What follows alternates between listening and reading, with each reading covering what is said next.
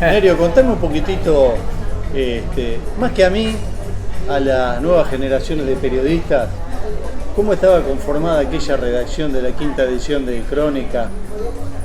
¿Cuánto? 30, 35, 40 años atrás, cuando vos recorrías esos pasillos y estaba Manzanita, Gangeme, García. Era una gran experiencia realmente. Incluso había una chica uruguaya, Lucy creo que le decían, ¿no?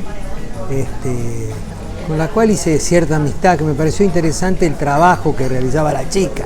No se vaya a pensar que era porque era la chica, no, el trabajo que hacía ella.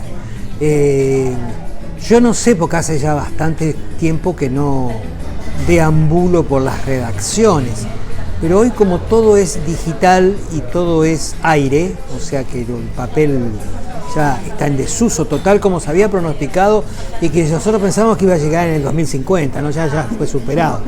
Diarios de papel, yo creo que Clarín debe imprimir un diario por qué ojo que hay en Buenos Aires para que esté la presencia, nada más. Porque si vos tomás en cuenta que más de 1 millón de personas miran Clarín, es decir, no queda mucho espacio en el mercado como para vender papel.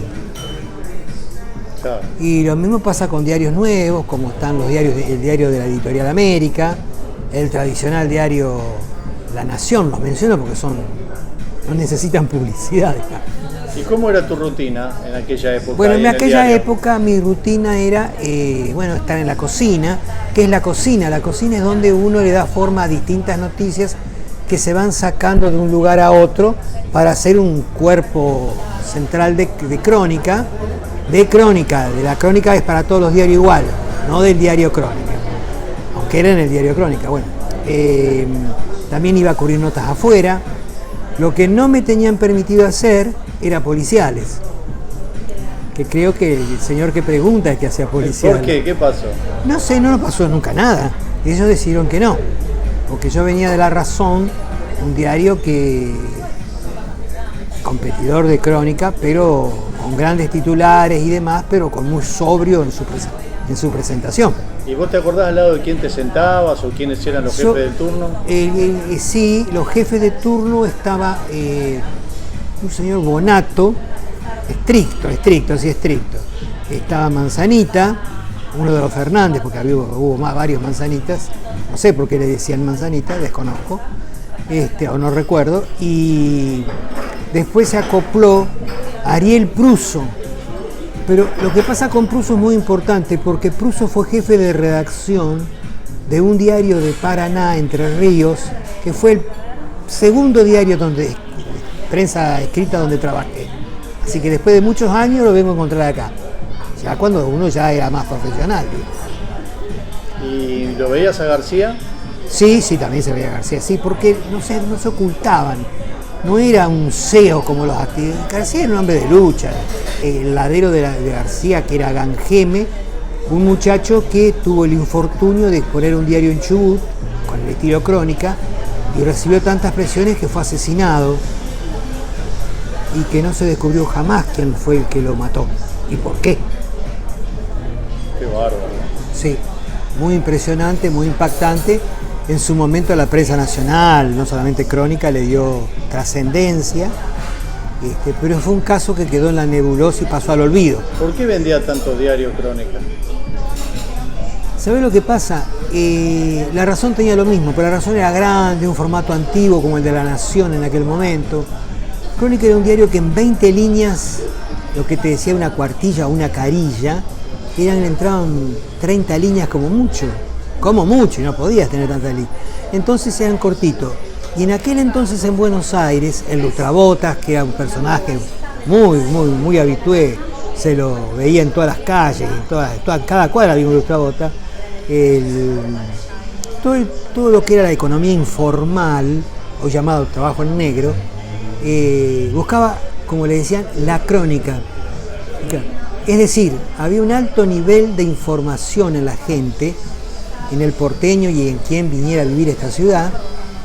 En función de Crónica, hizo docencia Crónica en ese aspecto, porque estaba Clarín, nadie niega las capacidades de los demás diarios, pero cortito y respondía al eslogan: Si bueno y breve, 2 veces bueno, ¿no es cierto? Es decir, y eso reunía Crónica. Una foto impactante y un texto de 15 líneas, ¿quién no lo lee? Se lo devoraba. Bueno, la foto siempre fue muy importante en el diario. La foto siempre fue muy importante en Crónica, sí. Y estoy hablando de Crónica en blanco y negro.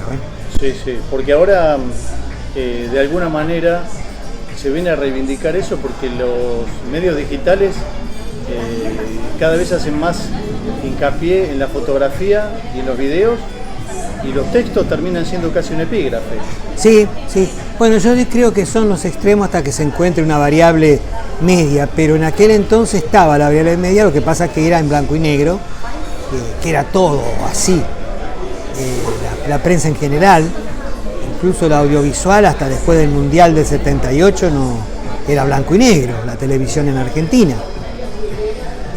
Por eso que me gustó la época que me ayudó a transitar. Lo llamativo es que de toda la gente que conocí me quedó la amistad tuya, que vos eras un nene, porque yo era un pibe joven todavía, o sea, que no era un anciano en aquel entonces. Y bueno, y nos hicimos conocidos y las quejas diarias de que tenías que ir a lo mejor a cubrir, yo recuerdo algún policial que te metías en el barro hasta la rodilla y esas cosas que hoy en día no sé si los cronistas que están en los móviles, como dice la televisión, harían riesgo de tal. Yo los veo muy bien vestiditos, muy bien empinchaditos, es decir, no estarían en ese nivel de compromiso por obtener la información como ahí. No quito mérito ni quiero hablar de lo de ahora a comparación con lo de antes, cada época tuvo lo suyo, pero sí recuerdo lo nuestro, porque vos con tu juventud, que te sirvió de mucho, porque supiste valorar y quizás aprender con la H en el medio, es decir, tomar para el conocimiento, esa vieja escuela, porque ahí también había viejos periodistas que venían de los años 70 y 80. ¿Cuánto había de novela o de relato literario en la redacción de Crónica? Había que hacer una novela, sí.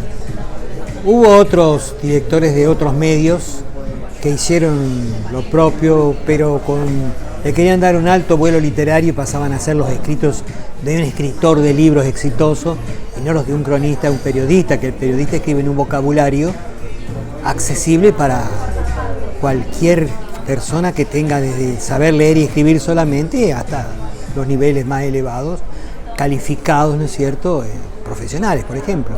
¿Y qué recordás como la noticia que más te impactó, que tuviste que trabajar o que transitaste en aquel momento en el diario Crónica? Y no tengo ninguna en particular, porque todas eran importantes. Todas eran importantes, quizás alguna reunión en la CGT, algo del tema político, que era el que yo más frecuentaba. Pero algo impactante que podría haber ocurrido no ocurrió durante mi estadía en ese diario. ¿Y la relación con Manzanita? No, excelente. Excelente dentro de los niveles del usted, que se utilizaba coloquialmente. Que ahora si no es pirri, papi, mami, no. Era siempre el usted.